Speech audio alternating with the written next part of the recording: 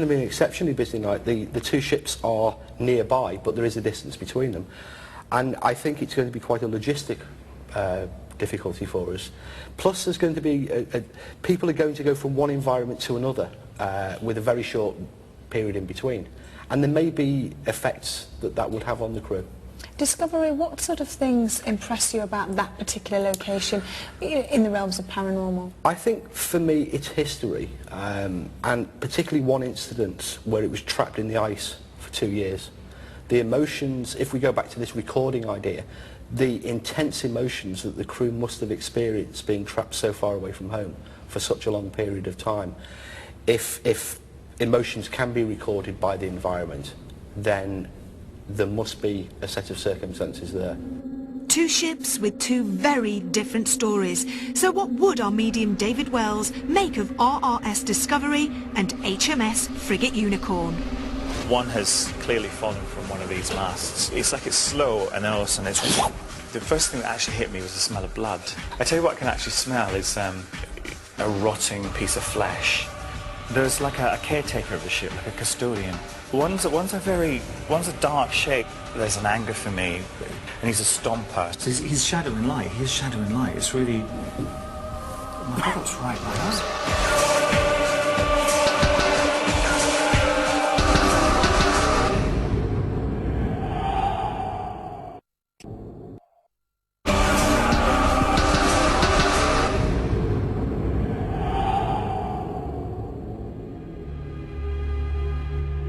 Today, Most Haunted are investigating a ship that steered its crew through icy waters to worldwide acclaim, and a frigate that saw its own austere account of wartime action.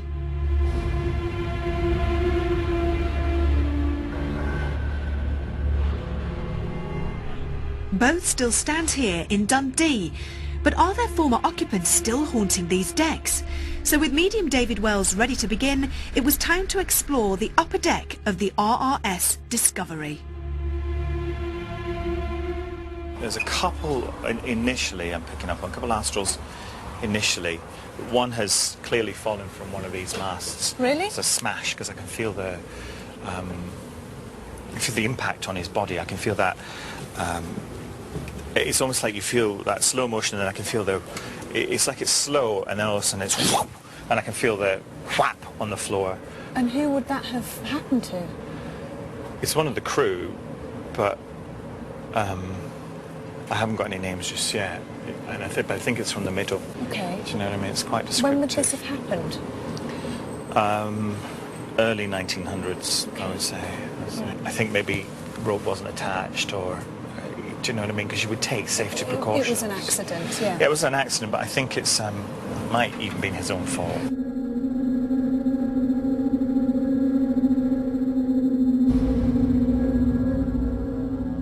When you walk in here, the first thing that actually hit me was the smell of blood. They would have carried a surgeon, they must have done. I presume so. I guess they must have done. That's what it feels like. Right. It almost feels like that. In this particular area? Yeah. That's weird. I tell you what I can actually smell is... not mixed with blood is like a putrid smell. It's almost like a rotting piece of flesh. So if someone had an appendix out, you could imagine. I can only imagine the stench that must come off something like that. Yeah. It's that kind of horrible stench. You know. Richard, is this something that would have happened? Or? Yeah, it's absolutely correct. This is the wardroom, the office where the officers were, but it was also doubled up as an operating theatre. What about activity? What about haunting? Can you pick up on anybody in here? Our friend from upstairs isn't here. He doesn't feel as if he's here. There is one character wandering around, and you're kind of loath to say, you know, it's one of these jobs. I think it might be either Shackleton or Scott. All right. But those are names I kind of recognise from that genre. But if I was laying money on it, I would say it was Shackleton, only because I've got Scott still, you know, just detached completely. Okay. All right. The names of Scott and Shackleton may now be ingrained in the public's knowledge, but based on David's sensory perceptions on the upper deck, could we ascertain the name of the crew member who had fallen to his death while serving on board this vessel? The name I'm getting is Charles. Do you have a Or surname? Charlie, actually, Charlie, because that's Charlie? much more comfortable. Do you have a surname? Charlie. with him? I think his name's Bonner, Bonner? Yeah, Charles Bonner. but I think it's Bonner. Yeah, Okay. Bonner. Their obsession with polar expedition would eventually lead both Scott and Shackleton to a premature death.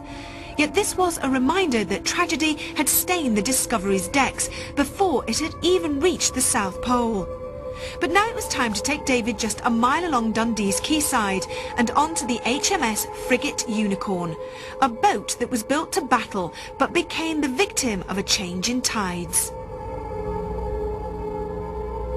I am aware of astrals. There are two that I'm aware of in the ship. One is very, very distant to me, and I'm having a bit of a problem getting a hold on it. One is one of these kind of interested in what you're doing, but not yet quite coming forward. And I think actually it goes fast to say there's a third one who goes a bit further back. There's like a caretaker of the ship, like a custodian, who seems to be looking after it. But he almost... There you go. Sorry. What was that? It's coming from the floor. Was it tapping? Yeah, 2. Again, no, it must be an accidental death of some sort. It's like he's fallen down. I mean, the whole place is like a death trap, really, isn't it? I suppose if you're not looking where you're going. Fallen down a ladder or a staircase or something. Ask out if you can hear. Just ask them to do 3 loud taps now. If you could hear us, could you maybe give us 3 loud taps just to let us know you're there? Yeah. You got them? 3. Can you give us a name with him? Or an initial? The initial name is Charles. There's a Charles. I can't get the second name. But I'm kind of hoping that he'll stick with us because he has a huge love for the ship. And he's kind of, if you like, the voice for the ship. And I know this sounds like a madness to give inanimate objects personalities, but we do with boats and we do with ships and we do with cars and things. And it's almost like she has a personality of her own, Okay. you know. So you mentioned 2 others. We've you know, made contact with this Charles. You mentioned 2 others, and one of them's very distant. Are they coming forward anymore for you? One's a dark shape. Now, when they come in as dark energies, it's usually in some way, shape or form. There's an anger for me. When I see them dark, there's anger, and he's a stomper. So he's a noisy one. So it's footsteps with this one, and perhaps even things getting chucked about. Okay. But he seems to be moving around the ship. There is another character who's he has a ponytail. He's fair-haired with a ponytail, a bit kind of Mutiny on the Bounty, you know, with a white shirt and the trousers. So he would have been in the Navy.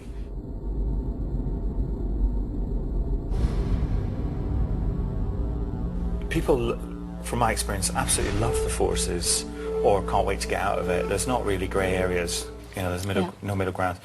And this is one of them that loved it and loved the whole Navy thing and loved this ship for what it represented. And even continuing forward, even aware of what's happening now. So it's not stopped. He's not stuck. He's aware of what's happening now.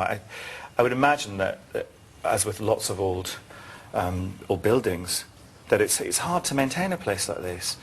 But how old is he, this character? Before when he died. When he died. Well, he's presenting in a midshipman's uniform.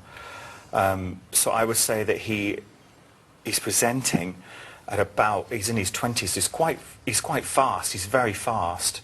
But I don't think he died then. I think he died, it could be as late as 60. Wow. But you know, he's come back. And when would he have died? What time period? I would think certainly around the 1900s, maybe mid-1900s.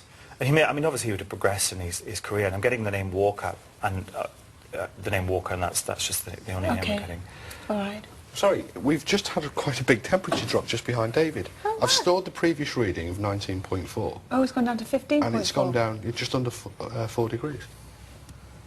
Well, that's interesting. As you were talking. In the area just behind David, it dropped down over about the 20-30 seconds of David talking.